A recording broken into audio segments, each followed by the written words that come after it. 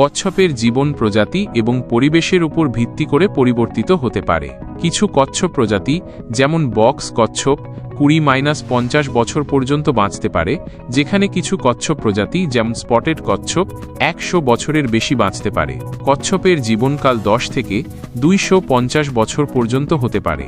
কচ্ছপের জীবনচক্র ডিম দিয়ে শুরু হয়। মহিলা কচ্ছপ রাতে সৈকতে এসে 100 থেকে 200 ডিম পাড়ে।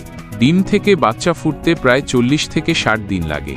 বাচ্চা কচ্ছপরা তাদের মাকে কখনো দেখে না এবং জন্মের পর থেকে সম্পূর্ণ স্বাধীন থাকে।